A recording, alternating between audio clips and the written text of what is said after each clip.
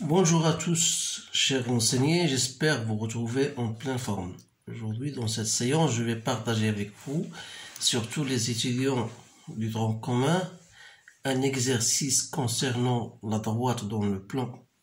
Donc voilà, l'exercice est devant vous, vous pouvez stopper la vidéo et lire les questions posées pour y répondre.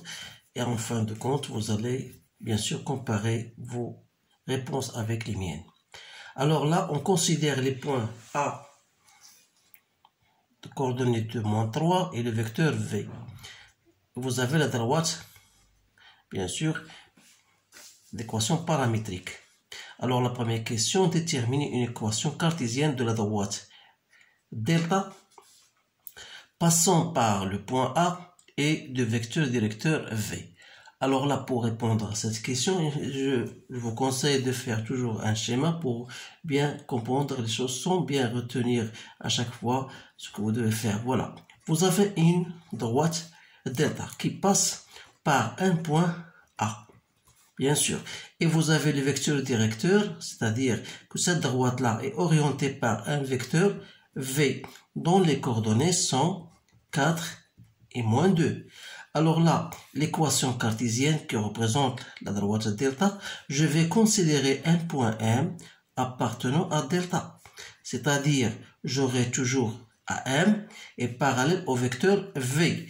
Donc, je dis que AM est perpendiculaire, est parallèle au vecteur V. Ce qui prouve que déterminant de AM et V sera bien sûr nul.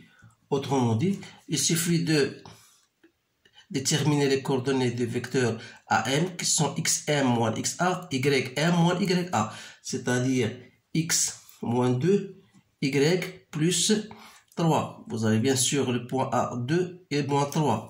Donc vous avez le vecteur V, c'est 4 moins 2 égale à 0.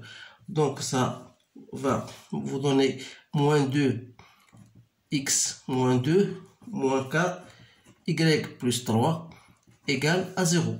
C'est-à-dire moins 2x, vous allez obtenir moins 2x, moins 4y, moins 8 égale à 0. Vous pouvez diviser par moins 2 et vous allez obtenir l'équation delta, c'est x plus 2y plus 4 égale à 0. Voilà la réponse à la première question. Maintenant, montrez que les droites delta et D sont séquentes, c'est-à-dire ils doivent se couper.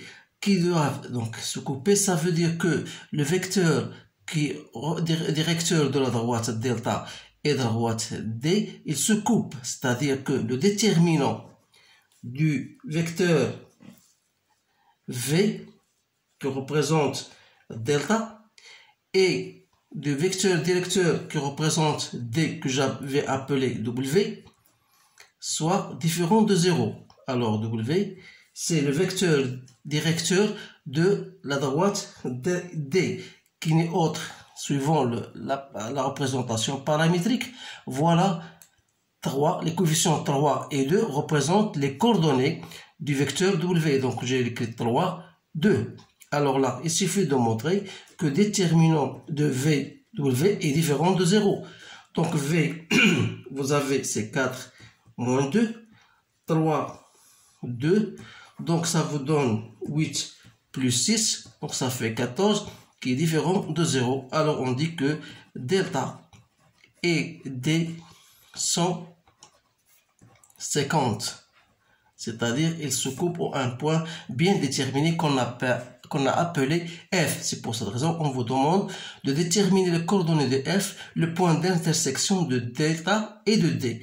Dire que F appartient à l'intersection, ça veut dire que F appartient à la fois à delta et appartient à la fois à D. Alors là, donc, il doit remplir la condition de l'équation delta, il doit aussi répondre ou bien remplir la condition désignée par la droite delta, D. C'est-à-dire, on aura d'une part, pour delta, c'est x plus 2y plus 4 égale à 0. Alors que pour D, nous avons déjà la représentation paramétrique, x égale à moins 3t, y égale à 2 plus 2t. Donc il y a plusieurs méthodes, mais la méthode la plus simple, il suffit de remplacer x dans l'expression et celle-ci dans l'équation, bien sûr. Donc on va noter l'équation 1 et ça c'est l'équation 2. Donc on va remplacer x et y dans l'équation 2, ce qui va nous donner x c'est moins 1 plus 3t pour trouver bien sûr la déterminée t, plus 2 fois y qui égale à 2 plus 2t, plus 4 égale à 0. Donc, vous allez effectuer votre calcul. Donc, moins 1 plus 3t plus 4 plus 4t plus 4 égale à 0.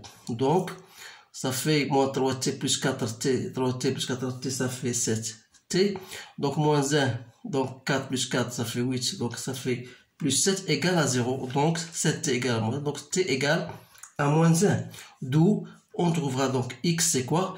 C'est moins 1 plus 3 fois moins 1.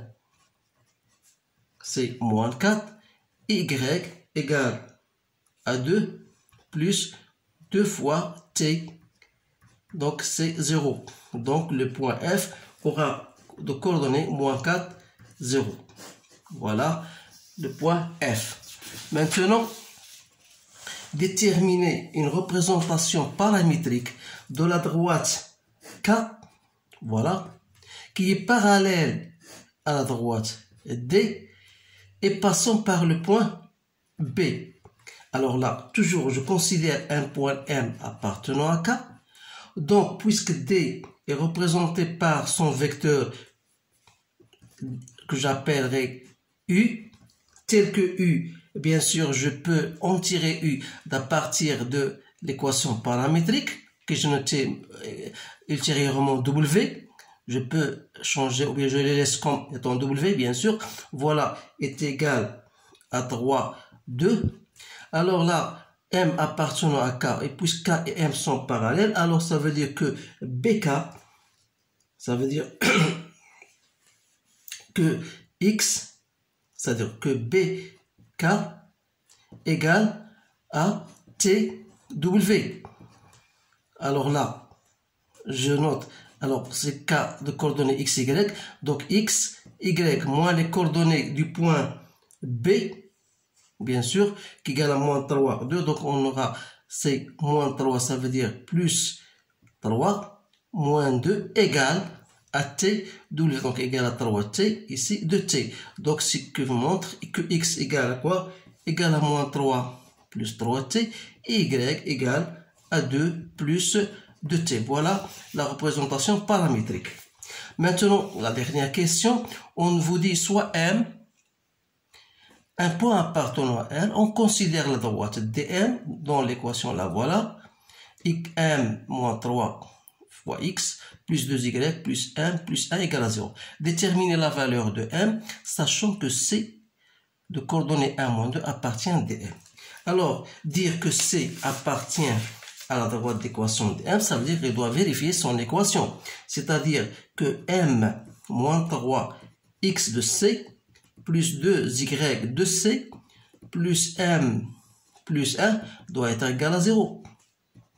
Donc, M moins 3 XC c'est 1 plus 2y de C moins 2 plus M plus 1 égale à 0. Donc, on aura M moins 3 moins 4 plus M plus 1 égale à 0. C'est-à-dire M plus M, ça fait 2M. Moins 3 moins 4, ça fait moins 7. Plus 1, ça fait moins 6 égale à 0. Donc, on aura 2M égale à 6. Alors là, donc, je dis que M égale à 6 divisé par 2, ça fait 3. Donc, vous remarquez que pour que, bien sûr, que C appartient à DM, donc il doit vérifier, bien sûr, cette équation-là. Et la valeur du point M n'est autre que M égale à 3. Donc, vous remarquez que c'est un exercice complet.